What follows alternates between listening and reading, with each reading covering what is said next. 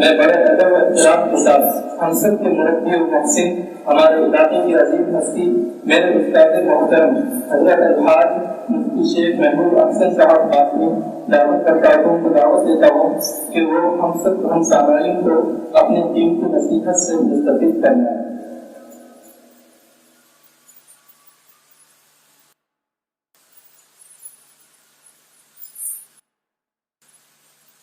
بسم اللہ الرحمن الرحیم الحمدللہ کفا وسلام علی عبادہ الذین اصطفى اما بعد اعوذ باللہ من الشیطان الرجیم بسم اللہ الرحمن الرحیم الرحمن علم القرآن وکما ورد فی الحدیث الصحیح قال النبی صلی اللہ تعالی علیہ وسلم ترکت فیکم امرین لن تضلوا ما تمسکتم بہما کتاب اللہ و سنت نبیہ او کما قال النبی صلی اللہ علیہ وسلم۔ بہت ہی زیادہ قابل احترام حضرات علماء کرام نظام اور اس مسجد فیضان کے مصلیان کرام اور پورے علاقے بھر سے آئے ہوئے برادران اسلام، بڑی خوشی و مسرت کی بات ہے کہ الحمدللہ ہمارا آج کا یہ اجتماع اور یہاں جمع ہونا اللہ تعالیٰ کے بابرکت کلام قرآن کی نسبت پر ہوا، یہ بڑی سعادت مندی کی بات ہے اور بڑے خوش نصیب ہیں اس مسجد کی امام بھی اور انتظامی کمیٹی بھی جنہوں نے قرآن مجید کے تفسیر کے اختتام پر یہ مجلس رکھی، اور جیسا کہ احادیث مبارکہ میں بات ملتی ہے کہ 3 موقعوں کی دعائیں قبول ہوتی ہیں، ایک اذان اور اقامت کے درمیان، جب اذان ہو جائے اور اس کے 15 منٹ کے بعد اقامت ہوتی ہے، یہ درمیان کا جو وقفہ ہے اذان اور اقامت کا دعا کی قبولیت کا ہے حدیث شریف کے اندر۔ اور دوسرا یہ ہے کہ فرض نماز کے بعد کی دعا قبول ہوتی ہے، کوئی ضرورت نہیں ہے کہ امام صاحب کو دعا پڑھنے میں آمین کریں، کوئی ضرورت نہیں، آپ اپنی انفرادی دعا بھی دیر تک کرتے رہتے ہیں۔ امام صاحب کو مختصر دعا کرتے ہیں، لیکن آپ کس تکلیف میں ہیں، آپ کی کیا پریشانی ہے، کیا مصیبت ہے، کس چیز کی آپ کو ضرورت ہے، وہ آپ کو معلوم، اللہ کو معلوم، اس لیے امام صاحب کی دعا پر ضرور آمین کہنا چاہیے، لیکن امام صاحب کی دعا کے ختم ہونے کے بعد اپنی اپنی دعا جاری رکھ سکتے ہیں کہ فرض نماز کے بعد کی دعا قبول ہوگی۔ اور تیسرا دعا کی قبولیت کا وقت قرآن مجید کی اختتام پر، چاہے قرآن مجید کی تلاوت کا اختتام ہو رہا ہو، چاہے قرآن مجید کی حفظ کی اختتامی آیات ہوں، چاہے تفسیر قرآن کی اختتامی آیات ہوں۔ بڑی مجھے خوشی ہوئی کہ ماشاءاللہ اس مسجد کے اندر مسجد فیضان کے اندر نماز فجر روزانہ ترجمہ قرآن اور تفسیر قرآن ہوتی ہے، تو قرآن کریم کی آخری سورت کی آخری آیات بچا کر رکھی گئی ہیں تاکہ مجمع عام میں ان آیات کی تلاوت کی جائے اور اس کے بعد دعا کی جائے تاکہ سارے لوگ کی شرکت بھی اس میں ہو اور سب کے حق میں دعا کی قبولیت کا بھی موقع ہو۔ تو قرآن کی اختتام پر بھی دعا قبول ہوتی ہے۔ مجھ سے یہ کہا گیا ہے کہ قرآن کریم کی آخری سورت روک دی گئی ہے، وہ آپ کے حصے میں، تو میں نے اپنی خوش نصیبی اس میں سمجھی کہ چلیں قرآن کریم کی سب سے آخری سورت ہے جس کو سورت الناس کہا جاتا ہے، اس کو میں ترجمہ اور تفسیر کیے دیتا ہوں، اللہ تعالیٰ ہمیں سمجھنے کی توفیق عطا فرمائے۔ ابھی متعدد علماء کرام نے مفتیان اعظام نے قرآن مجید کے تعلق سے بڑی پروپر سے باتیں بیان فرمائی، اللہ تعالیٰ ہمیں قدردانی کی بھی توفیق عطا فرمائے اور عمل کی بھی توفیق عطا فرمائے۔ اس لیے قرآن کریم سے تعلق اپنا مضبوط کرنے کی ضرورت ہے۔ ماضی میں جب لوگوں نے قرآن کریم کو اپنے سامنے رکھا، قرآن کریم سے اپنا تعلق مضبوط رکھا، کامیابی ان کے قدم چھوٹ گئی، اور جب سے مسلمانوں نے قرآن کریم کو کشے پشت ڈال دیا ہے، تھوڑا کالا رکھ ہو رہا ہے کشے پشت کا، جب سے مسلمانوں نے قرآن کو چھوڑ دیا ہے اس وقت سے ذلت و گمراہی نے مسلمانوں کے گھروں کا دروازہ دیکھ لیا۔ قرآن کریم کے 5 حق ہیں، خدا کرے کہ 5 حق ہم ادا کرنے والے ہیں۔ سب سے پہلا ہم قرآن مجید کا یہ ہے کہ ہم قرآن کریم پر ایمان لائیں کہ یہ اللہ کا بابرکت کلام ہے جو ہر شک و شبہے سے بالا کرے۔ قرآن میں بیان کی ہوئی ہر بات سچی ہے، چاہے وہ ہمارے سمجھ میں آئے یا نہ آئے۔ یہ پہلا قرآن پاک کا حق ہے۔ اور دوسرا قرآن مجید کا حق یہ ہے کہ ہم قرآن مجید کی تلاوت کریں۔ قرآن مجید کی تلاوت کرنے آتا بہت اچھی بات ہے، بڑی نعمت ہمیں حاصل ہے، اور اگر نہ آتا ہو تو قرآن مجید کی تلاوت کرنا سیکھنا چاہیے۔ اوپر کے کسی بھی مرحلے میں اللہ کا بابرکت کلام سیکھا جا سکتا ہے، کوئی عیب کی بات نہیں۔ ہم دارالعلوم دیوبند کے اندر پڑھا کرتے تھے، تقریباً 65 سال کے بنگال کے صوبہ بنگال کے بزرگ 65 سال کے صبح گھنٹی بجتی تھی 7 بجے، تو چھوٹے چھوٹے 8-10 سال کے بچوں کے ساتھ میں قرآن اور ریحان لے کر بغل میں دبا کر بچوں کے ساتھ میں 65 سال کے بزرگ بھاگتے۔ ہم کو پتا نہیں تھا کہ بچوں کے لیے کیوں جاتے ہیں، ہم یہ سمجھتے کہ شاید ہم استاد ہوں گے، لیکن بنگال میں عام طور پر ہم کرتا اور پاجامہ نہیں پہنتے ہوئے کرتا اور خاص ان کا لباس رکی ہوتی ہے۔ تو پوچھنے پر معلوم ہوا کہ ان کی دلی خواہش ہے کہ قرآن پاک حفظ کریں۔ ان کی دلی خواہش کی وجہ سے اس عمر کے مرحلے میں 65 سال کی عمر میں دارالعلوم دیوبند میں 65 سالہ بزرگ کو شعبہ حفظ میں داخلہ دیا ہے، اور وہ حفظ کرنے کے لیے چھوٹے بچوں کے ساتھ بھاگ رہے ہیں۔ کوئی عیب کی بات نہیں ہے، کسی بھی عمر کے مرحلے میں اللہ کا بابرکت کلام سیکھا جا سکتا ہے۔ بڑی سعادت کی بات ہے کسی کو اللہ کا بابرکت کلام پڑھنے آنا۔ اعلیٰ درجہ تو یہ ہے کہ عربی میں قرآن پاک پڑھنا چاہیے، کہ صحیح تلفظ قرآن کا عربی ہی میں ادا ہوتا ہے۔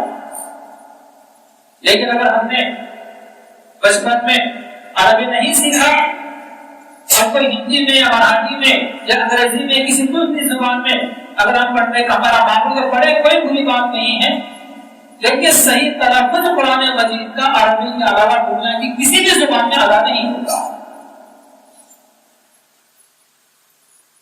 لیکن اگر ہمارے گھر میں قرآن کریم تلاوت کرنے والے ہیں، ہمارے والدہ ہیں، ماں کے پاس جا کر بیٹھا جا سکتا ہے۔ پوری ماں روزانہ فجر کے بعد قرآن پاک کی تلاوت کرتی ہے، کہیے کہ ابا جا کر آج قرآن پاک کا روز بھی تلاوت کرے، میں بھی سکتا ہوں۔ بعض روایات میں ہے کہ تلاوت کرنے سے بڑھ کر تلاوت کلام پاک سننے کا ثواب ہے، اس لیے سننا بھی بڑی سے اجر ثواب ہے۔ اپنے بیوی سے سن سکتے ہیں۔ ہمارے پہلے کے مکتب میں پڑھنے والے ہمارے اپنے چھوٹے بچے اور بچیاں بہت خوبصورت انداز میں بڑے بہترین لب و لہجے میں تجوید کے ساتھ اللہ کا بابرکت کلام قرآن پڑھتے ہیں۔ اپنے بچوں کو پابند کیا کریں کہ بیٹے آج میں تم سے سورہ یاسین سننے والا ہوں۔ لیکن چھوٹی بچی آج میں قرآن کی سورہ یاسین پڑھے اور آپ سن رہے ہو، اور آپ کی بیٹی آپ کو سنا رہی ہو، کسی دن آپ اپنے بیٹے سے کہیں کہ بیٹے آج میں تم سے سورہ یاسین سننے والا ہوں، آپ کی دعوت کیجیے۔ حدیث مبارکہ میں پیغمبر اسلام صلی اللہ علیہ وسلم فرماتے ہیں کہ ایک مرتبہ سورہ یاسین کو پڑھنا 10 قرآن پڑھنے کے برابر اجر ثواب ہوتا ہے، 10 قرآن پڑھنے کے برابر ثواب۔ اور ایک حدیث مبارکہ میں ہے کہ جو مسلمان روزانہ صبح میں ایک مرتبہ آیت الکرسی پڑھتا ہے تو شام تک ہر قسم کے حادثات سے اور شیطان سے وہ بندہ محفوظ رہتا ہے۔ اور اگر شام میں آیت الکرسی کی تلاوت کرتا ہے تو صبح ہونے تک ہر قسم کے حادثے سے اور شیاطین سے محفوظ رہتا ہے، جنات سے محفوظ رہتا ہے۔ اتنا بڑا ثواب ہے۔ اور اگر قرآن مجید کی تلاوت ہمیں نہ آتی ہو تو حدیث مبارکہ میں ہے کہ سورہ زلزال اذا زلزلت الارض عطلت نصف القرآن، پیغمبر کا فرمان ہے کہ ایک مرتبہ سورہ اذا زلزلت الارض زلزالہا کی تلاوت کرنا آدھے قرآن کے پڑھنے کا ثواب رکھتا ہے۔ دو مرتبہ اگر سورہ اذا زلزلت ہم نے تلاوت کی تو ایک قرآن پڑھنے کا ثواب، اور اگر کسی کو اتنا بھی وقت نہیں ملتا، پیغمبر اسلام علیہ السلام کا فرمان ہے قل هو اللہ احد، سورۃ القرآن کہ ایک مرتبہ سورہ اخلاص قل هو اللہ احد کی تلاوت کرنا 10 بارے قرآن کریم کی تلاوت کرنے کے برابر ثواب، 3 مرتبہ اگر ہم نے قل هو اللہ احد پڑھ لیا تو ایک قرآن پڑھنے کے برابر ثواب۔ وَقُلْ يَا أَيُّهَا الْكَافِرُونَ حُمِلَتْ حُمُّ الْقُرْآنِ، اور ایک مرتبہ سورہ کافرون کی تلاوت کرنا 14 قرآن پڑھنے کے برابر ثواب۔ قرآن سے تعلق اپنا جوڑے تو صحیح۔ تو قرآن کریم کے 5 حق، پہلا حق یہ ہے کہ ہم ایمان لائیں، دوسرا حق قرآن مجید کا یہ ہے کہ قرآن مجید کی ہم تلاوت کریں، اور تیسرا حق قرآن مجید کا یہ ہے کہ قرآن کو سمجھنے کی کوشش کریں۔ آج عام طور پر یہ ذہن بنا ہوا کہ قرآن سمجھنا ہمارے بس کا کام ہو، علماء کا کام ہو، چاہے فلاں جماعت کے لوگوں کا کام ہو قرآن سمجھتے سمجھاتے۔ ہر مسلمان کے لیے ضروری ہے، دستور حیات اس میں بیان کیا گیا ہے کہ مجھے اور آپ کو زندگی کیسے گزارنی ہے، قرآن میں بیان کیا گیا ہے۔ ہم قرآن کو نہیں سمجھیں گے تو طریقے سے شریعت مصطفیٰ کے مطابق ہم زندگی بھی گزار نہیں سکیں۔ اس لیے قرآن مجید کا تیسرا حق یہ ہے کہ قرآن مجید کو سمجھنے کی کوشش کریں۔ اگر روزانہ ہم ایک پارہ تلاوت کرتے ہیں مبارک، صرف تلاوت کا درجہ ہے، لیکن تلاوت کا اعلیٰ ترین درجہ یہ ہے کہ قرآن کو سمجھ کر پڑھا جائے، اعلیٰ ترین درجہ۔ اور اگر آپ روزانہ ایک رکوع تلاوت کرتے ہیں، ایک صفحہ پڑھتے ہیں، تو تلاوت کا ثواب ملے گا آپ کو، تلاوت کا درجہ آپ کو حاصل ہوگا، لیکن روزانہ ایک آیت سمجھ کر پڑھی، ایک آیت یہ تلاوت کا اعلیٰ ترین درجہ ہے، سب سے زیادہ ثواب اس طرف کا ہوگا۔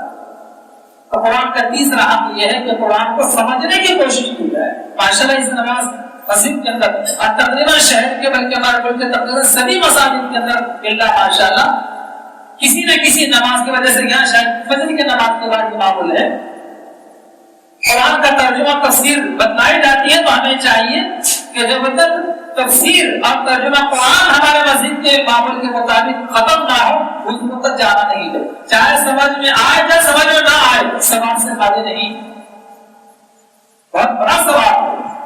اور چوتھا قرآن مجید کا حق یہ ہے کہ قرآن مجید کے تعلیمات پر عمل کیا جائے، عمل سے بنتی ہے زندگی جنت بھی جہنم بھی، بڑا معروف مشہور شعر ہے، عمل سے بنتی ہے زندگی جنت بھی جہنم بھی، یہ خاکی اپنے فطرت میں نہ پوری ہے نہ یہ ہمارا جو جسم ہے 5 ساڑھے 5 فٹ کا جو جسم ہے حقیقت کے اعتبار سے نہ یہ جنتی ہے نہ جہنمی ہے، اس بدن سے اور اس بدن کے اعضاء سے جیسے اعمال ہوں گے ویسا فیصلہ ہوگا، اچھے اعمال ہیں، اچھے کردار ہیں، اچھے اخلاق ہیں، جنت کا فیصلہ ہوگا۔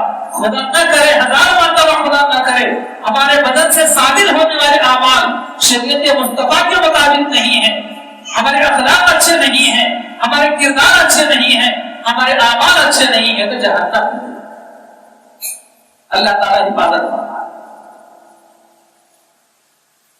تو قرآن کریم کا چوتھا حق یہ ہے کہ قرآن کریم کے تعلیمات پر اور اس میں احکامات پر عمل کیا جائے، اور قرآن مجید کا 5واں حق یہ ہے کہ قرآن مجید کے تعلیمات کی تبلیغ کی جائے، قرآن مجید کا پیغام دوسروں تک پہنچایا جائے کہ اللہ پاک نے قرآن میں کیا کہا ہے ہم سے، کن چیزوں کا حکم دیا ہے، کن چیزوں سے منع کیا ہے، ما آتاکم الرسول فخذوہ وما نهاكم عنه فانتهوا۔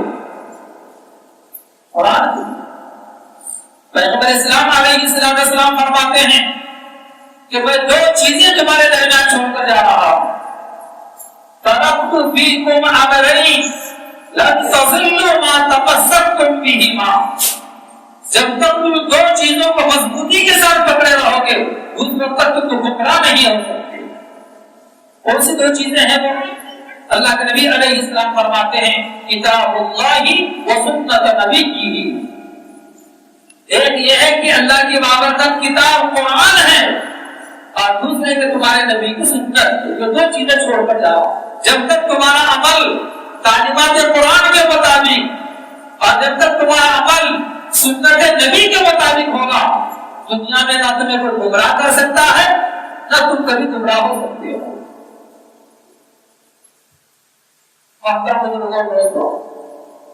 ہم چاہتے ہیں کہ قیامت دن ہمارا کوئی سفارشی ہو، تو احادیث مبارکہ میں ہے کہ 6 چیزیں قیامت کے دن ہماری سفارش کریں۔ اگر معلوم ہو جائے کہ کل ہمیں کلکٹر آفس جانا ہے اور وہاں پر کچھ کلکٹر صاحب سے دستخط لینے کچھ کام لینا ہے، تو سب سے پہلے ہم یہ کوشش کرتے ہیں کہ ہمارا کوئی جان پہچان کا آدمی ہے کلکٹر آفس میں، بہت آسانی کے ساتھ کلکٹر صاحب تک پہنچ سکے گے اور چٹکی میں ہمارا منٹوں میں ہمارا کام ہو جائے گا۔ وہ ہمارا جان پہچان کا آدمی جو وہاں ملازم ہے وہ ہماری سفارش کرا دے گا، ہمارا کام بن جائے گا۔ تو اسی طرح قیامت کے دن محترم بزرگوں دوستوں، کوئی سفارش کرنے والا اگر ہماری ہو تو بڑی آسانی کے ساتھ ہمارا بیڑا پار ہوگا۔ پیغمبر اسلام صلی اللہ علیہ وسلم فرماتے ہیں کہ 6 چیزیں قیامت کے دن ہماری سفارش کریں گی۔ کتنی چیزیں؟ 6 چیزیں۔ خدا کرے کہ وہ 6 چیزوں کو ہمیں یاد بھی رکھیں اور وہ 6 چیزوں کے ساتھ ہمارا تعلق بھی مضبوط ہو، تاکہ یہ 6 کے 6 چیزیں قیامت کے دن ہماری سفارش کرنے والی بنے اور سفارش کر سکے اور آخرت کا بیڑا ہمارا پار ہو۔ کون سی 6 چیزیں سفارش کرے گی؟ حدیث مبارکہ ہے کہ قیامت کے دن روزہ رمضان کا الصیام یشفعان، کہ روزہ قیامت کے دن سفارش کرے گا۔ اس لیے رمضان کا مہینہ آیا تو بہت اہتمام کے ساتھ، بہت ذوق اور شوق کے ساتھ رمضان کا روزہ رکھنا چاہیے۔ اپنے کاموں کو آگے پیچھے کیا جا سکتا ہے 1 مہینے کے لیے، کچھ کام کے اوقات گھٹا دیے جا سکتے ہیں، لیکن روزہ نہیں چھوڑا جا سکتا۔ روزہ ایسا مبارک عمل ہے کہ قیامت کے دن سفارش کرے گا اللہ کے بارے میں۔ اور دوسری چیز جو سفارش کرے گی، اللہ کے نبی علیہ السلام فرماتے ہیں کہ القرآن، یہ 2 چیز، قرآن قیامت کی ہماری سفارش کرے گا۔ کن لوگوں کی سفارش کرے گا؟ ہم 5 ہم ادا کریں تو قرآن ہماری سفارش کرے گا، جو بھی میں نے بتایا۔ اور تیسری چیز جو سفارش کرے گی قیامت کے دن، حافظ قرآن قیامت سفارش کرے۔ حدیث مبارکہ میں کہ ایک حافظ قرآن اپنے خاندان کے ان 10 لوگوں کو جن کی بدعملی کی وجہ سے ان پر جہنم واجب ہو چکی ہوگی، ایسے خاندان کے 10 لوگوں کو 10 لوگوں کے حق میں حافظ قرآن کو اختیار دیا جائے گا کہ اپنے اختیار سے اپنے خاندان کے 10 لوگوں کو چن کر لے کر جنت میں داخل ہو۔ بڑے خوش نصیب ہیں وہ لوگ جن کے خاندان میں کوئی نہ کوئی حافظ قرآن ہے۔ اپنے بچے کو ایک حافظ قرآن بنانا چاہیے اپنے آخرت کے سنوارنے کے لیے، لیکن اگر وہ مرحلہ ختم ہو گیا، بچے بڑے ہو گئے اور اب ہمیں ہوش آ رہا ہے کسی نے کسی کا بچہ، بھائی کا بچہ، بہن کا بچہ، کسی غریب رشتے دار کا بچہ، کسی پڑوسی کا بچہ، اس کے ناظرین قرآن سے لے کر حفظ قرآن تک کی ذمہ داری لینے، پورے اخراجات کی ذمہ داری لینے، آپ کے صرفے سے، آپ کے خرچے سے کسی غریب کا بچہ اگر حافظ قرآن بن جاتا ہے تو نمبر 1 پر آپ کی سفارش ہوگی قیامت کی۔ تیسرا یہ ہے کہ قیامت سفارش کرنے والا حافظ قرآن، اور چوتھا قیامت کے دن سفارش کرنے والا ہے وہ عالم دین، مفتی شرع و دین۔ اللہ تبارک و تعالیٰ قیامت کے دن ایک عالم کو 400 لوگوں کی سفارش کا حق دیں، 400 لوگ۔ اور 5واں جو قیامت کے دن سفارش کرے گا وہ ہوں گے حضرات انبیاء علیہ السلام، قیامت کی سفارش کریں گے۔ اور 6 حضرات شہداء جو اعلاء کلمت اللہ کی خاطر، دین کی سربلندی کی خاطر اور دین کے حفاظت کے خاطر جو لوگ اللہ کے راستے میں شہید ہو جاتے ہیں ان لوگوں کو بھی اختیار دیا جائے گا سفارش کرنے کا اپنے مطابق اقتدار سے۔ ہم چاہتے ہیں کہ کوئی نہ کوئی ہماری سفارش کرنے والا قیامت کے دن جہاں نفسا نفسی کا عالم ہوگا کوئی کسی کا پرسان حال نہیں ہوگا، ایسے عالم میں ایسے موقع پر ہم چاہتے ہیں کوئی ہمارا سفارش کرنے والا ہو تو محترم بزرگوں اور دوستوں ان 6 لوگوں کے ساتھ ہمارا تعلق مضبوط ہو، ان کے ساتھ میں ہماری محبت ہو، ہمارا تعلق ہو، لیکن کبھی ان کے ساتھ میں ان کی مخالفت، ایذا رسانی یا عداوت ہرگز نہیں ہونا چاہیے۔ اور جنہوں نے بھی ان کے ساتھ میں ترک تعلق کا معاملہ کیا، اپنے سینے میں بغض رکھا عداوت کی، کیونکہ دنیا میں گئی آخرت میں، اللہ تعالیٰ ہماری حفاظت کرتا ہے۔ اتنا عظیم کلام ہے اللہ تبارک و تعالیٰ جو اللہ تبارک و تعالیٰ نے اپنے اس بابرکت کلام کو حضرت جبرائیل علیہ السلام کے ذریعے میرے اور آپ کے آقا پیغمبر اسلام حضرت محمد مصطفیٰ صلی اللہ علیہ وسلم پر نازل فرمایا، جس کا عرصہ 23 سال ہو۔ قرآن ایک بار کے نہیں اتارا گیا، 23 سال میں قرآن نازل ہوا ہے۔ کیسے نازل ہوا؟ موقع و موقع، کبھی ایک آیت، کبھی 2 آیت، کبھی ایک سورت، کبھی ایک رکوع، کبھی جنگل میں، کبھی جہاد میں، کبھی مسجد میں، کبھی گھر میں، کبھی سواری پر، کبھی سفر میں، کبھی حضر میں۔ جب جتنے کلام پاک کے نازل کرنے کا اللہ فیصلہ فرماتے اتنا وہاں پر کلام نازل ہوتا ہے۔ 23 سال میں پورا قرآن نازل ہوا ہے، جو آج مجلد شکل میں ہمارے سامنے 30 پاروں کی شکل میں موجود ہے۔ ان 30 پاروں کے اندر قرآن مجید کی جو آیتیں ہیں وہ 6666 آیتیں، اور قرآن مجید میں سورہ فاتحہ سے لے کر سورہ ناس تک 114 سورے ہیں، 114 سورے، 7 منزلیں ہیں قرآن مجید کے اندر، اور ان 30 پاروں کے اندر 14 ایسی آیتیں ہیں جن کو پڑھتے ہی فوراً سجدے میں جانا ضروری ہوتا ہے۔ کبھی کوئی مشکل حالات آ جائیں، کسی مصیبت میں ہم پھنس جائیں تو یہاں وہاں بھاگنے کی ضرورت نہیں ہے، کلام پاک کھولے اور وہ 14 آیات سجدہ کی تلاوت کریں اور 14 سجدے کریں اور اللہ تعالیٰ کے بارگاہ میں دعا کریں۔ 14 آیات سجدہ کے برکت سے اللہ تبارک و تعالیٰ آپ کی دعا قبول فرمائیں گے، اس مصیبت سے نیچے نکلنے کا راستہ پیدا فرمائیں گے۔ مجرب نسخہ ہے ہمارے اکابرین و اسلاف، وہ 14 آیات مجرب اس کے اندر رکھی گئی۔ محترم بزرگوں اور دوستوں، قرآن مجید اللہ تعالیٰ کا بڑا بابرکت کلام ہے۔ یہ نزول کے اعتبار سے سب سے پہلی سورت، بلکہ سب سے پہلی آیات 30ویں پارے میں سورت ہے جس کا نام سورہ علق ہے۔ سورہ علق کی ابتدائی 5 آیتیں سب سے پہلے نازل ہوئی۔ سورہ فاتحہ سب سے پہلی سورت نہیں ہے، ہاں ترتیب اور تلاوت کے اعتبار سے پہلی سورت ہے، لیکن آسمان سے نزول کے اعتبار سے سورہ علق کی ابتدائی 5 آیتیں، اور نزول کے اعتبار سے سب سے آخری آیت سورہ توبہ ہے۔ اگرچہ کہ آج تلاوت کے اعتبار ترتیب کے اعتبار سے سب سے اخیر میں سورہ ناس ہے۔ قدیم نسخے ہیں قرآن مجید کے، صحابہ کے زمانے میں اور قرآن مجید کے نسخوں کے اندر نقطے بھی نہیں ہیں، زیر زبر بھی نہیں ہے، تشدید اور جزم بھی نہیں ہے، بغیر نقطوں کے، بغیر زیر زبر کے قرآن مجید پرانے نسخوں کے اندر تھا۔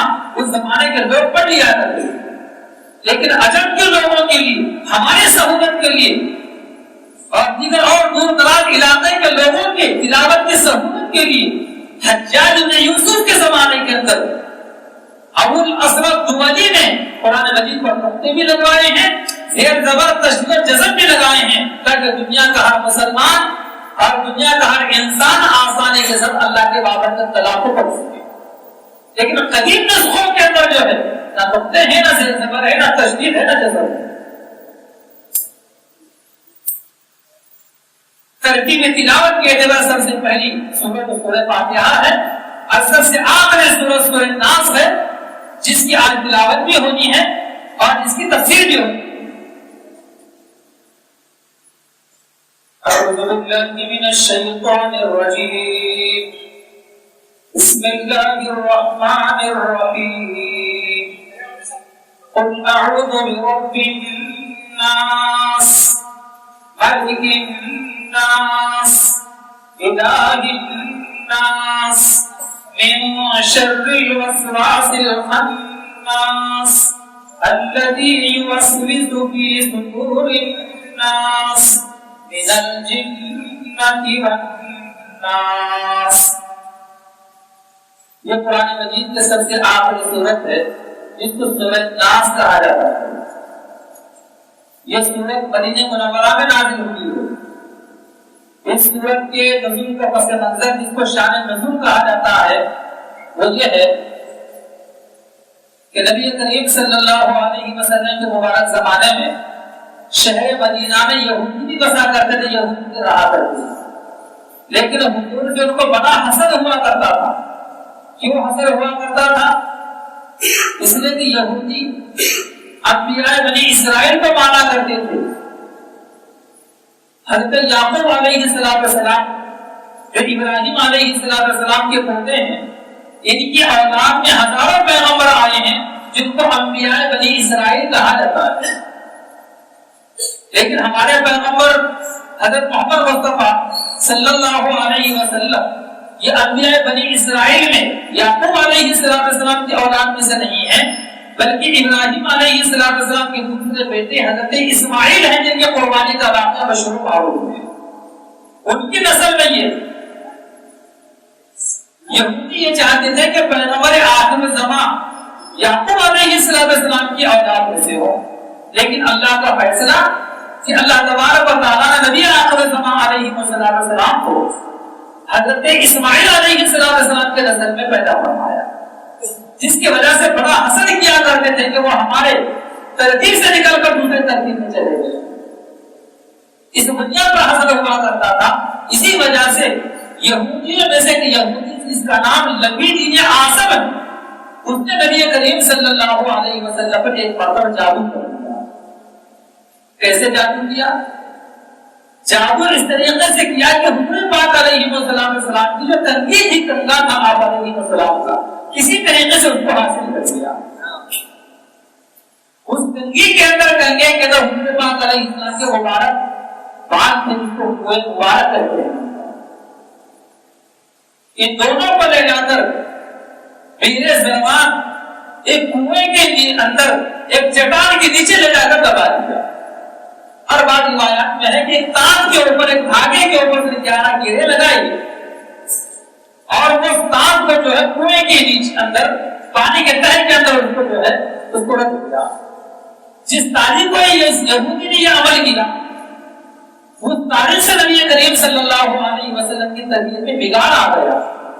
اس طریقے سے ہوا کرتا تھا کہ حضور کو کسی چیز میں باندھ دیا گیا ہے. حضور پاک علیہ السلام گھر میں تشریف لاتے, آپ کے لیے کھانے کا دسترخوان بچھایا جاتا, حضور کو ایسا محسوس ہوتا کہ میں کھانا کھا چکا ہوں, جبکہ کھانا ابھی شروع ہی نہیں کیا. بعض مرتبہ حضور صلی اللہ علیہ وسلم ملاقات کے لیے کسی گھر پر تشریف لے جاتے, گھر پر دستک دیتے آپ علیہ السلام, آواز دیتے, لیکن ایسا محسوس ہوتا کہ میں ملاقات کر چکا, واپس آ جاتے. وہ صحابی گھر میں سے باہر آتے جب تک حضور واپس چلے جاتے. یہ کیفیت کافی دنوں تک رہی. لیکن ایک مرتبہ دو فرشتے آئے آسمان سے, اور آنے کے بعد حضور پاک صلی اللہ علیہ وسلم کی اطلاع دی کہ آپ کے اوپر جادو کیا گیا ہے اور لبید بن عاصم یہودی نے آپ پر جادو کیا ہے اور آپ کے کنگے اور آپ کے سر کے مبارک بالوں میں کیا گیا ہے. چنانچہ آپ علیہ السلام نے غوطہ لگانے والے کو بلایا, اس کنویں پر کیے گئے پیرے سرمان پر, اور وہاں جانے کے بعد پتھر کی چٹان کے نیچے حضور کے مبارک بال بھی نکلے اور وہ کنگا بھی نکلا. اس کو نکالا گیا. نکالنے کے بعد حضور پاک علیہ السلام کے مبارک ہاتھ میں وہ کنگا ہے, اس کے اوپر بال لپیٹے گئے ہیں. اسی وقت آسمان سے قرآن مجید کی سورت نازل ہوئی, بلکہ دو سورہ بیک وقت کے نازل ہوئی. قرآن مجید کی آخری سورہ فلق اور سورہ ناس. اور یہ دو سوروں کی جو آیات ہیں وہ 11 ہیں، اور وہ بانوں پر یا اس تار پر یا اس دھاگے کے اوپر جو گرہیں لگائی گئی تھی جادو کی وہ 11 تھی۔ اللہ کے نبی صلی اللہ علیہ وسلم سورہ فلق اور سورہ ناس کی ایک ایک آیت کر کے تلاوت کرتے جاتے تھے اور خود بخود گرہیں کھلتی چلی جاتی تھی۔ سورہ ناس کی بالکل اخیر کی آیت من الجنۃ والناس پر پہنچے ہیں، ساری کی ساری گرہیں کھل گئی۔ اللہ کے نبی صلی اللہ علیہ وسلم فرماتے ہیں جب میں سورہ من الجنۃ والناس پر پہنچا تو مجھے ایسا لگا کہ میں کسی چیز میں باندھ دیا گیا تھا، مجھے کھول دیا گیا۔ بالکل آپ حشاش و بشاش ہو گئے اور آپ علیہ السلام کو بہت اچھا لگنے لگا۔ تو قرآن مجید جہاں پر جس کی تلاوت میں اجر و ثواب ہے، وہیں پر اس میں امراض جسمانی وہ امراض ظاہری و باطنی تمام امراض کے لیے شفا بھی ہے۔ اس میں وَنُنَزِّلُ مِنَ الْقُرْآنِ مَا هُوَ شِفَاءٌ وَرَحْمَةٌ لِّلْمُؤْمِنِينَ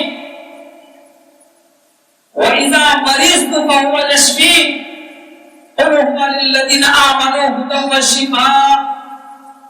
قرآن مجید میں 6 مقامات ایسے ہیں، 6 آیتیں ایسے ہیں قرآن مجید کے اندر جہاں لفظ شفا آیا ہے کہ انسانوں کی دلوں کی بیماری کے لیے، انسانوں کے لیے اس میں شفا رکھی ہے، جیسے ابھی حضرات علماء کرام نے آپ کو بتایا ہے۔ تو جادو کا سب سے کامیاب ترین علاج اگر کسی کے پاس ہے تو اللہ کے بابرکت کلام قرآن میں رکھنا پڑے گا۔ اگر کسی پر جادو کیا گیا ہے، معلوم ہو جائے تحقیق، خامخواہ کسی پر شک و شبہ نہیں کرنا چاہیے۔ آج تقریباً 90% لوگ جو عاملوں کے چکر کاٹتے ہیں اور 40 گھنٹوں کی شکل میں یہاں وہاں بھاگتے پھرتے رہتے ہیں، ان میں 90% ایسے ہی وہم و گمان میں اور شک و شبہ میں جاتے آتے رہتے ہیں، اور وہ بھی سمجھتے ہیں کہ جب اپنی دکان چل رہی ہے بہت اچھا ہے، آنے دو، حالانکہ ان کو بھی معلوم ہے کہ اس پر جادو نہیں کیا گیا۔ لیکن اگر تحقیق سے معلوم ہو جائے کہ کسی پر جادو کیا گیا ہے تو اللہ کے بابرکت کلام کی تلاوت خاص طور پر صبح شام بڑے اہتمام کے ساتھ باوجود سورہ فلق اور سورہ ناس کی صحت کے ساتھ تلاوت کی جائے۔ ایسے نہیں، صحت کے ساتھ، جتنا صحت کے ساتھ صحیح تلفظ کے ساتھ قرآن کی تلاوت کریں گے اتنا زیادہ وہ ہمارے لیے شفا یاب بنتا ہے۔ پہلے کسی حافظ قرآن کو کسی عالم دین کو سنایا جائے کہ مجھے ان 2 صورتوں کو صحیح کر دیں کہ مجھے کسی عمل میں اس کو پڑھنا ہے، پابندی کے ساتھ میں پڑھیں، 40-41 دن نہیں گزریں گے، آپ خود اپنے آپ کو محسوس کریں گے کوئی چیز مجھ سے نکل گئی ہے اور مجھے اتنا سکون نصیب ہو رہا ہے۔ بچنے کے لیے کیا کرنا چاہیے؟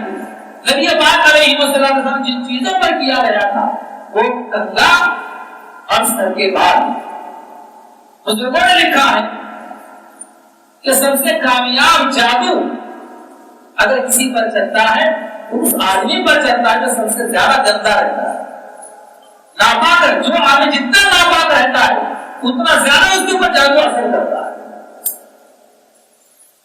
پیغمبر اسلام علیہ السلام کا فرمان ہے تنظفوا فإن الاسلام نظیف، کہ لوگوں صاف ستھرے رہو اس لیے کہ اسلام چھوٹا سا بچہ ترجمہ کر اسلام صاف ستھرا مذہب ہے، لیکن آج گندگیوں کے ڈھیر مسلمانوں کی پہچان بن گئی۔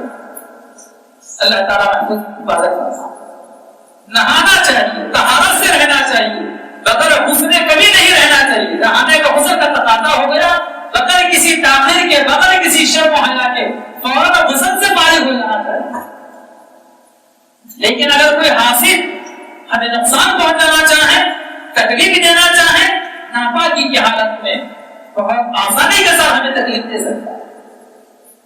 اور خاص طور پر وہ چیزیں جن چیزوں میں ہمارا میل اور ہمارا پسینہ ہوتا ہے وہ چیزیں یوں ہی باہر نہیں پھینکنا چاہیے۔ کنگا خراب ہو گیا کھڑکی میں سے باہر پھینک دیا۔ ہماری بہنیں عام طور پر سر کی کنگھی کرتے ہیں، کنگھی کرنے کے بعد انگلی پر بال لپیٹتے ہیں، کھڑکی میں سے باہر پھینک دیتے ہیں۔ یاد رکھنا اگر وہ کنگا اور وہ سر کے بال کسی حاسد کے ہاتھ لگ گئے تو پریشان کرنے میں دیر نہیں، اس لیے ٹوٹے ہوئے کنگے کو جلا دینا چاہیے، دفن کر دینا چاہیے. اور بہنوں کو تاکید کریں ہمارے گھر کی کہ بالوں کو جمع کر کے رکھیں، بعد میں جلا دیں، دفن کر دیں. اسی طریقے سے جو بدن کو چپکے ہوئے کپڑے ہوتے ہیں جیسے بنیان ہے، چٹی وغیرہ ہے، چاہے لیڈیز کے ہوں چاہے جینٹس کے ہوں، اور خاص طور پر ہماری چپل جس میں ہمارا پسینہ ہوتا ہے ان کو بھی پھینکنا نہیں چاہیے. بدن کے کپڑے اگر پرانے کسی کو دینے ہوں تو صاف ستھرا دھلا کر دینا چاہیے. پہلے کپڑے کبھی کسی کو نہیں دینا چاہیے. اگر کسی حاسد کے ہاتھ لگ گئے، چاہے چپل ہو چاہے بنیان ہو چاہے دیگر اور کپڑے ہوں جس میں ہمارا پسینہ میل ہے، بہت آسانی کے ساتھ پریشان کیا جا سکتا ہے. جادو سے بچنے کی تدبیر یہ ہے کہ ان چیزوں کو جو ہے پھینکا نہ جائے، ان چیزوں کو صاف ستھرا رکھا جائے، پہننے کے قابل نہ ہو تو جلا دیا جائے، دفن کر دیا جائے. اور دوسرے یہ ہے کہ قرآن مجید کی آخر کی 2 صورتیں سورہ فلق اور سورہ ناس کو صحت و تجوید کے ساتھ روزانہ صبح شام پڑھا جائے. اگر ہے کسی پر اثر جادو کا تو آہستہ آہستہ ختم ہو جائے گا. اور اگر کوئی کرنا چاہے اور اس کا معمول روزانہ کی تلاوت کا سورہ فلق سورہ ناس کی، اس کی برکت سے وہ حاصل کامیاب نہیں ہو سکے گا، آپ کو اپنے جادو کے ذریعے سے پریشان نہیں کر سکے گا. بعض لوگ صاف طور پر جادو ہی کا انکار کرتے ہیں کہ جادو کوئی چیز نہیں ہے، آتے ہی کوئی حاصل اگر ہاتھ لگ جائے تو پتا چلے گا چھٹی کا خون یاد آ جائے. پیغمبر اسلام صلی اللہ علیہ وسلم پر ہو سکتا ہے جادو، تو میری آپ کی کیا حیثیت ہے؟ لیکن یاد رکھنا چاہیے نہ جادو سیکھنا جائز ہے، نہ سکھانا جائز ہے، نہ جادو کے ذریعے سے کسی کو پریشان کرنا جائز ہے، بلکہ جادو کے سیکھنا اور جادو کے ذریعے سے کسی کو پریشان کرنا کفر فرمایا گیا. خاتمے کا کوئی بھروسہ نہیں ہے. آج مردوں کے مقابلے میں خواتین بڑی پیش پیش ہے اس سلسلے میں. اللہ تعالیٰ حفاظت کرے. بہرحال وقت بہت زیادہ ہو رہا ہے اور باہر سے تحریر خوشبو بھی آ رہی ہے، اذان بھی ہونی ہے، نماز پڑھنی ہے اور تحریر سے بھی فارغ ہونا ہے. اللہ تعالیٰ فرماتے ہیں بسم اللہ الرحمن الرحیم، شروع کرتا ہوں اللہ کے نام سے جو بڑا مہربان نہایت رحم کرنے والا ہے. قل اعوذ برب الناس، ملک الناس، الہ الناس، من شر الوسواس الخناس، وسوسے ڈالنے والے کی شر سے اور پیچھے ہٹ جانے والے کی شر سے. کیا مطلب اس کا؟ کہ شیطان جو ہے دل میں وسوسے ڈالتا ہے. دل ہمارا ایک ہے، بائیں طرف ہوتا ہے. کل ایک بچے سے پوچھا گیا کہ دل کہاں ہوتا ہے بیٹے، تو بچے نے کہا کہ کہاں ہوتا ہے یا دماغ ہوتا ہے. دل اس طرف ہوتا ہے، سیدھی طرف نہیں، بائیں طرف ہوتا ہے. دل کے سیدھی جانب فرشتہ ہوتا ہے جو ہمیں خیر کی ترغیب دیتا ہے، نیکی کی ترغیب دیتا ہے، بھلی بات کی ترغیب دیتا ہے. اور بائیں طرف دل کے شیطان کا مقام ہے، اور وہاں سے انسان کی دل میں اپنے سونڈ کے جیسے ہاتھی کی سونڈ ہوتی ہے، اسی طریقے سے شیطان کی سونڈ ہوتی ہے. اس کے ذریعے سے، اپنے سونڈ کے ذریعے سے انسان کے دل میں وسوسے ڈالنا شروع ہوتا ہے، برائیوں کے، گناہوں کے اور عبادات و بندگی سے دور ہونے کے وسوسے ڈالنا شروع ہوتا ہے. ہم چاہتے ہیں کہ شیاطینی وساوس، لیکن جب بندہ اللہ کا ذکر کرتا ہے تو شیطان پیچھے ہٹ جاتا ہے. یہ برا ہے. من شر الوسواس الخناس، ہم چاہتے ہیں شیطان کے وساوس سے بچنا، شیطان کے حملے سے بچنا. تو 4 چیزوں کا اہتمام ضروری کریں گے انشاءاللہ. شیطان کے حملے سے اگر ہم بچنا چاہتے ہیں تو 4 چیزیں اگر ہم اہتمام سے کرتے رہیں تو شیطان کے حملے سے ہماری حفاظت ہو سکتی ہے. ایک ہے اعوذ باللہ، کہ آپ کو محسوس ہو کہ برائی کرنے کو جی چاہ رہا ہے، گناہ کرنے کو جی چاہ رہا ہے، کسی کو جھانٹا کرنے کو جی چاہ رہا ہے، کچھ چوری کرنے کو، کسی پر الزام لگانے کو جی چاہ رہا ہے، تو کثرت کے ساتھ اعوذ باللہ من الشیطان الرجیم، اعوذ باللہ من الشیطان الرجیم پڑھتے رہے، شیطان تباہ ہو جائے. ایک پھر بھی اگر آپ کا نفس قابو میں نہیں ہے، پھر بھی طبیعت چاہ رہی ہے تو بسم اللہ بسم اللہ الرحمن الرحیم، بسم اللہ الرحمن، جتنا کثرت کے ساتھ پڑھتے جائیں گے کہ بسم اللہ کثرت کے ساتھ پڑھنے کی وجہ سے اللہ کی مدد نصیب ہوتی ہے، اللہ کی مدد حاصل ہوتی ہے۔ پھر بھی اگر آپ کو ایسا لگے کہ شیطان پیچھے نہیں ہٹ رہا ہے اور آگے بڑھ کر وسوسے سے ڈالے جا رہا ہے، تو تیسری چیز یہ ہے ذکر اللہ، کثرت کے ساتھ اللہ کا ذکر، سبحان اللہ، الحمدللہ، اللہ اکبر، لا حول ولا قوة الا باللہ، سبحان اللہ وبحمدہ، سبحان اللہ العظیم، کلمہ شریف استغفار، کثرت کے ساتھ ذکر کرنا شروع کر۔ حدیث شریف میں ہے کہ جب بندہ ذکر کرتا ہے تو شیطان پیچھے ہٹ جاتا ہے، پھر اور ذکر کرتے رہیے تو شیطان دفع ہو جاتا ہے۔ اور چوتھا عمل توکل علی اللہ، اللہ کے ذات عالی پر بھروسہ کرنا، جس کے لیے حسبنا اللہ ونعم الوکیل، نعم المولا ونعم النصیر، حسبنا اللہ ونعم الوکیل، نعم المولا ونعم النصیر۔ یہ چار مبارک عمل ایسے ہیں جس کی وجہ سے شیطان کے حملوں سے، شیطان کے سازشوں سے، شیطان کے وساطے سے ہماری حفاظت ہو سکتی ہے۔ اعوذ باللہ، بسم اللہ، ذکر اللہ، توکل علی اللہ، الذی یوسوس فی صدور الناس، جو کہ شیطان وسوسے ڈالتا ہے لوگوں کے سینے میں، یعنی کہ دل میں وسوسے ڈالتا ہے، من الجنۃ والناس، چاہے وہ جنات میں سے ہو چاہے انسانوں میں سے ہو۔ شیطان جو ہے اس کا شمار جنات میں سے، حضرت آدم علیہ السلام کی پیدائش سے پہلے فرشتوں کے ساتھ رہتا تھا اور اس کو ابابیل کہا جاتا، ابابیل کہا جاتا تھا۔ 6 لاکھ سال تک اس نے فرشتوں کے ساتھ اللہ تعالیٰ کی عبادت کی۔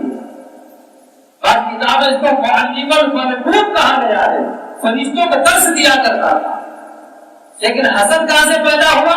جب اللہ تبارک و تعالیٰ نے حضرت آدم کو پیدا کیا اور سب کو حکم دیا، جس میں شیطان نے کہا کہ آدم کو سجدہ کرو، وہاں سے بات ہوئی، سجدہ نہیں کیا، جس کی وجہ سے وہ نافرمان ہو گیا۔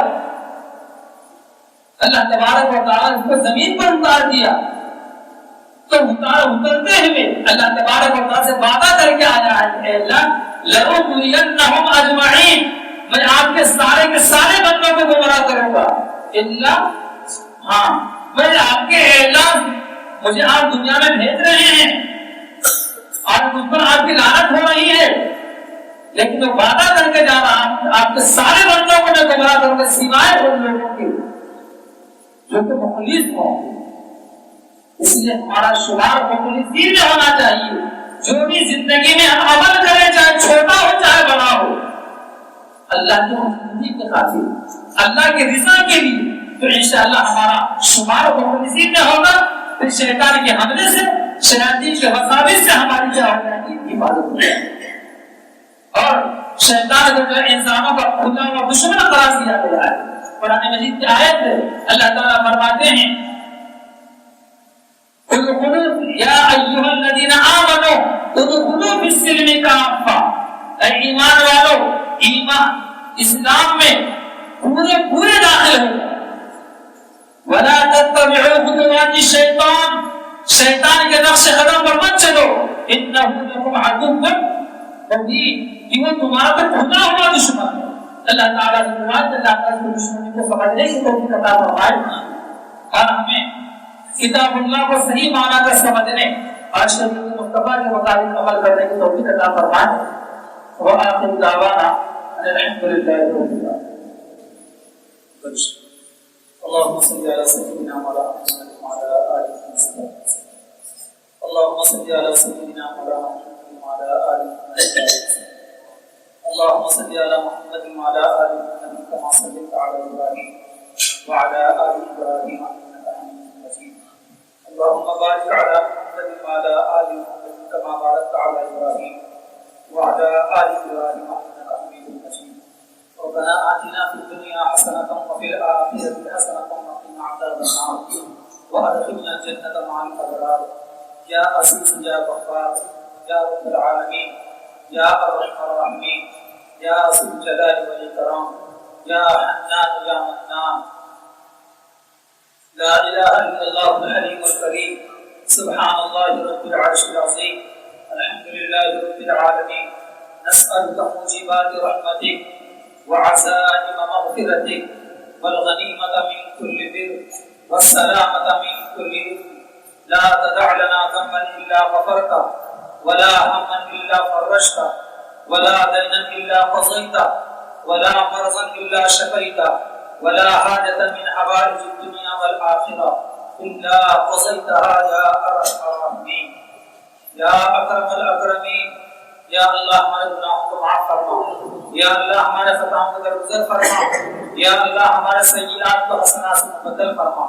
یا اللہ آج اتنے بڑے بھائی قرآن مجید کی نسبت پر یہاں پر جمع ہے، سب کے جمع ہونے کو قبول فرما. یا اللہ آج قرآن مجید کی سب سے آخری سورہ ناس کی تلاوت کر کے اس کا ترجمہ و تفسیر کی گئی. یا اللہ اس کو سمجھنے کی، اس کے مطابق عمل کرنے کی توفیق عطا فرما. یا اللہ قرآن مجید کے آیات کے تکمیل پر دعا قبول ہوتی ہے، اسی نیت سے بہت سارے بھائی یہاں پر جمع ہوئے ہیں، سب کے جمع ہونے کو قبول فرما اور ہمارے یہاں پر کی جانے والی دعا کو اپنے بارگاہ میں شرکت قبولیت عطا فرما. یا اللہ اتنا بڑا مجمع کسی دنیا کے سخی کے دروازے پر جائے تو وہ بھی واپس نہیں لوٹا سکتا. آپ تو سخیوں کے سخی ہیں، رحمان اور رحیم ہیں، رحمان اور رحیم ہیں. یا اللہ جو آپ سے نہیں مانگتا آپ اس سے ناراض ہوتے ہیں، جو آپ سے مانگتا اس سے آپ خوش ہوتے ہیں. یا اللہ ہم سب مانگنے کے لیے اپنے ہاتھوں کو آپ کے سامنے پھیلائے ہوئے ہیں. یا اللہ ہمیں محروم نہ فرما. یا اللہ ہم میں سے کسی کو محروم نہ فرما. اتنے بڑے مجمع کے اندر کون مصیبت کا مارا ہے، کون کس تکلیف میں ہے، کون پریشان حال ہے، یا اللہ سب سے آپ واقف ہیں. سب کی پریشانیوں کو دور فرما، سب کے دکھ درد کو ختم فرما. بیمار ہو تو شفا عطا فرما. یا اللہ بے روزگار ہو تو حلال پاکیزہ برکت والی روزی عطا فرما. اپنے اولاد کے تعلق سے پریشان حال ہوتے ہیں، اللہ ان کی اولاد کو اپنا مطیع و فرمانبردار بنا اور ماں باپ کا بھی مطیع و فرمانبردار بنا. یا اللہ حاضرین میں جو صاحب اولاد ہیں ان کی اولاد کو نیک و صالح بنا، جو بے اولاد ہیں ان کو نیک و صالح اولاد عطا فرما. یا اللہ جن کے گھروں میں شادی کی عمر کے جوان بچے و بچیاں ہیں پروردگار ان کے لیے مقدر کا نیک و صالح جوڑا برآمد فرما. اس مسجد میں فجر کی نماز کے بعد جب آپ کے بابت کلام قرآن مجید کا ترجمہ و تفسیر کی جاتی ہے، اس عمل کو اپنے بارگاہ میں شرکت قبولیت عطا فرما. یا اللہ ہمارے مرحومین کی مغفرت فرما، ان کے درجات کو بلند فرما، ان کی قبروں کو جنت کا باب بنا. یا اللہ آخرت میں ان کے ساتھ ملاقات مقدر فرما. اچانک موت سے، حادثات میں موت سے ہماری حفاظت فرما. جب موت آئے تو ہماری زبان پر کلمہ طیبہ جاری و ساری فرما. ہم جن لوگوں کے حق میں دعا کر رہے ہیں سب کے حق میں ہماری دعا قبول فرما. یا جن بھائیوں نے، جن بہنوں نے، جن بچوں اور جن بچیوں نے، جن متعلقین نے، جن دوست احباب نے دعاؤں کے لیے کہا ہے، لکھا ہے، جو ہم سے متوقع ہیں، سب کے حق میں ہماری دعا قبول فرما. سب کی پریشانی کو دور فرما. بیمار ہو تو صحت عطا فرما، پریشان ہو تو پریشانی کو دور فرما. ہمارے ملک میں امن و امان قائم فرما، عدل و انصاف کو قائم فرما. مسلمانان ہند کی جان و مال کی عزت و آبرو کی حفاظت فرما. کہ اللہ مسلمانان ہند کے جان و مال کی عزت و آبرو کی حفاظت فرما، مساجد کی حفاظت فرما، مدارس کی حفاظت فرما، مکاتب قرآنیہ کی حفاظت فرما. یا اللہ مراکز اسلامیہ کی حفاظت فرما. یا اللہ ہم میں سے جن کے ماں باپ زندہ ہیں دراز عطا فرما، بیمار ہو تو صحت عطا فرما، ان کی خدمت کر کے اپنے آخرت سنوارنے کی توفیق عطا فرما. ہم میں سے جن کے ماں باپ کے دونوں میں سے کوئی انتقال کرے ان کو بار بار بخشش فرما، ان کی مغفرت فرما. اللہ ان کی قبر کو جنت کا باغ بنا، کروٹ کروٹ رحمت و آرام عنایت فرما. یا اللہ آخرت میں ان کی ملاقات مقدر فرما. یا جنت الفردوس میں اعلیٰ سے اعلیٰ مقام عطا فرما. یا ہمارے بچے ترقی تعلیمی مراحل میں ہوں تو اعلیٰ نمرات سے، اعلیٰ درجات سے انہیں کامیابی عطا فرما. یا اللہ ہمارے بچوں کو خوشگوار زندگی، روشن مستقبل عطا فرما. ہر قسم کی شور و فتن سے ہماری بھی، ہمارے بچوں کی بھی حفاظت فرما. شیاطین کے حملوں سے، شیاطین کے وسوسوں سے، نفس کی شرارت سے ہماری پوری امت مسلمان کی حفاظت فرما. یا اللہ حضور پاک علیہ السلام نے جتنے خیر و برکتوں کے لحاظ سے دعائیں مانگی اس میں ہم سب کا حصہ شامل فرما. یا اللہ حضور پاک علیہ السلام نے جتنے شر و فتن سے، آفت و بلاؤں سے پناہ مانگی ہے ہماری اس کی پوری پوری حفاظت فرما، شریعت و سنت کے مطابق عمل کرنا آسان فرما، قرآن کریم سے اپنا تعلق مضبوط کرنے کی توفیق عطا فرما، قرآن کے جو 5 حق ہیں، ایمان کا لانا، تلاوت کا کرنا، قرآن کو سمجھنا، قرآن تعلیمات پر عمل کرنا اور قرآن تعلیمات اور قرآن کے پیغام کو دوسروں تک پہنچانا، اس پر پورا طریقے سے عمل کرنے کی توفیق عطا فرما۔ یا اللہ قرآن کریم سے اپنا تعلق مضبوط کرنے کی توفیق عطا فرما۔ جو کچھ باتیں ہمارے حضرات علماء کرام نے یہاں پر بیان کی ہیں اور بیان کی گئی ہیں، ان تمام باتوں پر ہمیں عمل کرنے کی توفیق عطا فرما۔ یا اللہ ہمارے اس ٹوٹی دعا کو پہلے اپنے فضل و کرم سے نبی کریم صلی اللہ علیہ وسلم کے برکتوں سے ہماری دعا کو شرف قبولیت عطا فرما۔